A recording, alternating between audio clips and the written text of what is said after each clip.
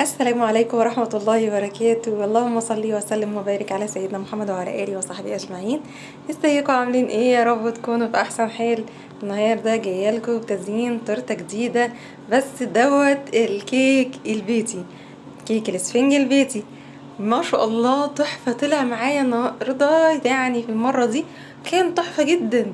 ظبطته قوي قوي قوي قوي في المقادير، وظبطته كمان في الضرب بالمضرب البيت كتير كتير كتير لحد ما بداني قوام تقيل وفاتح، لونه فاتح كده. وبصوا مهما اوصف لكم على طعمه وجماله بيرفكت، تحفة. يعني كتر خيرك اللي ادتني الوصفة صح. بصراحة أم كامل جزاها الله خير، دي صديقة من صديقاتي، ادتني الوصفة تمام، وأنا مشيت على التفاصيل بتاعتها بالظبط، طلعت معايا بيرفكت. المشكلة بتاعت المرة اللي فاتت كانت ايه؟ ان انا ما ضربتش كتير. انا بقى جبت المقاس الاصغر، هي نفس المقادير، وجبت المقاس الاصغر في الحلل. الحلة دي مقاس 18، الحلة دي كانت مقاس ايه؟ 18. المقادير بتاعتها كانت ايه؟ كوباية دقيق، 250 جرام دقيق، 200 ملي سكر، 4 بيضات، معلقة فانيليا سايلة، 35 جرام نشا. هكتب لكم كل التفاصيل ديت في صندوق الوصف بإذن الرحمن. كده أنا طلعتها من الحلة دي كده بقالها ليلة كمان بيوم، لان انا اتاخرت عليها. ما جيت بقى بالليل خالص ان انا رحت ايه، قلت اظبطها بالليل. ده كده من قبليها بالليله يعني.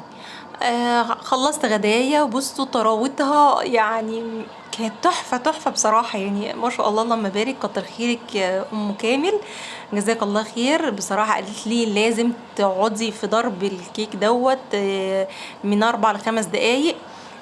قالت لي يعني طولي، فانا طولت من 4 ل5 دقايق لحد ما اداني قوام تقيل جدا جدا جدا. ورحت حطاه، هي نفس المقادير، حطيتها فين؟ في حله مقاس 18، وادتني 4 طبقات. ما شاء الله اللهم بارك، تحفه تحفه تحفه. يعني اللهم صل على النبي. ادي الطبقه التانية، ادي التالتة، ادي الرابعه، والخامسه اللي هي هناك دي الخفيفه ديت. بصراحة يعني طلع الكيك معايا ممتاز ممتاز ممتاز ممتاز. قطعتها على مقاس برضو 8. ده كان مقاس 8 في المنشار. ظبطته وقطعت بيه الكيك دوت، واداني 5 طبقات. نضفت بقى مكان الكيك. هي بس يعني من كتر ان هي طريه وجميله بقت بتعمل فرفتة كتير، بس والله يعني مش عارفه اوصفها لكم ازاي من حلاوتها وطعمتها. بدأت ان انا كده ايه اجهز اول طبقة، وبرده سقيتها علشان تدي ايه نسبة طراوة اعلى كمان. سقيتها برده بالسيرم بتاعنا، وبدأت ان انا ايه زي اجلسها بالكريم شانتيه. وعملت كده مع الايه الاربع الطبقات اللي بعد كده. تمام، مع كل طبقة تديها طراوة بالايه بالسيرم بتاعها. ماشي. وبرده قالت لي يعني لفتت انتباهي ونظري، قالت لي ان انت لازم لما تيجي تجلسي اي كيك بالسكراب الستانلس او بالسكراب البلاستيك، بلاش اللي هي اللهم صل على النبي السباتيولا، بلاش منها، لان هي ايه هتزود الفرفطه معاكي في الكيك. تمام. دي برضو من الفوائد اللي هي قالت لي عليها، والنصايح بصراحه ربنا يجازيها كل خير. بصوا في التجليس بقى بصراحة يعني ايه، يعني بدأت برضو حتى بالسكرابر بالستانلس برضو طلعت معايا بفرفطة.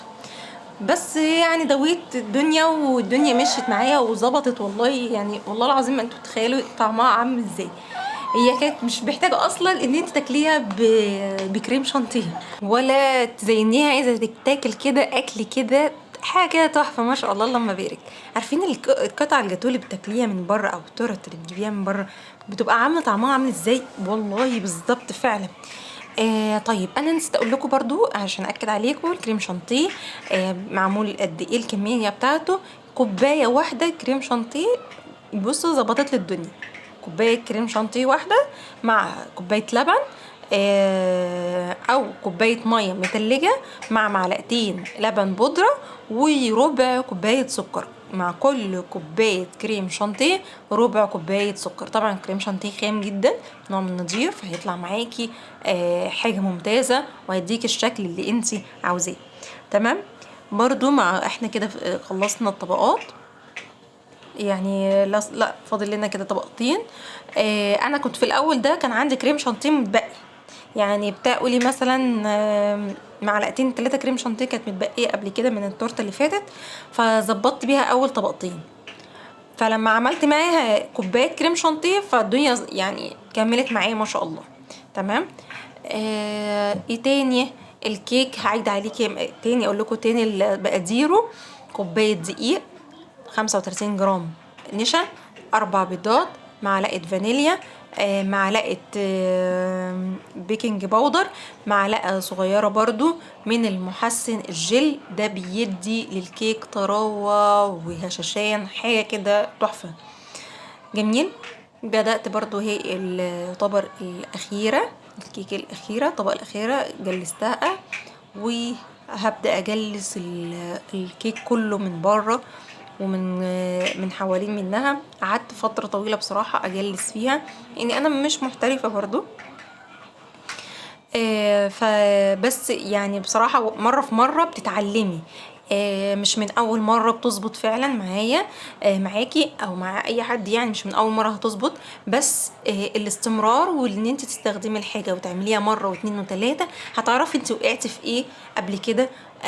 ما كررش الخطأ تاني، هبدأ اشتغل على نفسي فيها واظبط، وهتطلع معاكي ان شاء الله بيرفكت بإذن الرحمن. طيب هنا انا قلت ان انا ادهنها او ادي شكل ايه تاني مختلف. جبت الشوكولاته البيضاء وسيحتها وحطيت عليها لون خفيف من الازرق. وبعدين قلت طب انا لو هديها لون خفيف ازرق الكريم شانتيه هيبقى لونه ايه؟ فقلت لا، اتقلها سيكه وادي الكريم شانتيه لون فاتح خالص، لون السما كده، ويبقى طبقة الشوكولاتة هي اللي هتبقى لونها ازرق غامق شوية.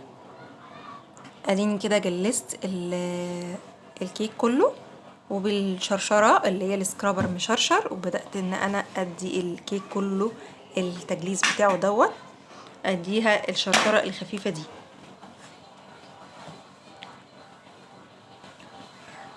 مش عايزة اتكلم كتير اكتر من ان انتي تركزي انا بعمل ايه، الاخطاء بتاعتي برضو نفسي يعني لما تشوفوا المحترفين بقى يديني تعليق، لا انت كان المفروض تعملي كذا، تقولوا لي في التعليقات. تمام. ده غير يا جماعة بقى اللايك، يعني ده بيساعدني انا في ان الفيديو بتاعي يظهر لناس تانية و هتساعدوني كتير والله لو دوستوا لايك. ولو ما عجبكمش الفيديو دوسوا برضو لم يعجبني عادي، يعني ديسلايك، مش هزعل والله، بالعكس. بس ادوني ان انتوا ما شاء الله حلوة، تعليق حلو، لايك لا مش قد كده. تمام. انا هي الشوكولاته زي ما قلت لكم سيحتها ورحت حطاها في الكيس دوت وبدات اعمل كده، بس للاسف باظت مني تماما، ساحت بقى كلها عليها. انا لو كان عندي معايا شوكولاته تاني كنت كسيتها كلها، بس للاسف كانت الشوكولاته عندي خلصت، الكميه كلها انا حطيتها وكل ساح ومسكت، يعني انا حطيتها طبعا في الفريزر فمسكت. فبعد ما اداني الشكل الحلو ده اللي هي الخطوط دي، لا ده نزل بقى كتير، هتشوفوا في المرحله اللي بعد كده. ف بدات ان انا بقى ايه اعمل وردات كتير في كل حته واعتبرها ان دي مثلا سحابه وسما وفيها سحاب كتير، ابص ساحت كتير كتير. بس قلت ان شاء الله هتظبط معايا باذن الرحمن. بدات ان انا اعمل روزيتات بقى كده. تمام. طبعا انا ولادي هيسيبوني ازاي؟ مينفعش، استحالة. فبدأت ان انا اعمل الروزيتات ديت بالشكل ده واظبط ما يمكن ان يكون.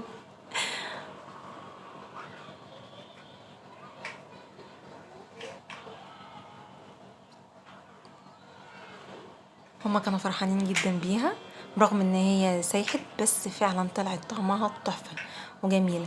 انا جيت في الكيك دوت غيرت في الالوان ليه، ابني كان نفسه، هو بيحب اللون الازرق قوي واللبني والحاجات دي، فيا ماما اعملي لي تورته باللون دوت. قلت له عينيا. وقلت اعمل الشكل دوت، بس الشوكولاته باظت بقى في الحته دي، بس برغم ايه اتنسفت، اقسم بالله تحفه، طلعت تحفه تحفه تحفه. ان شاء الله ان شاء الله اللي هيجربها هيدعي لي بجد والله. و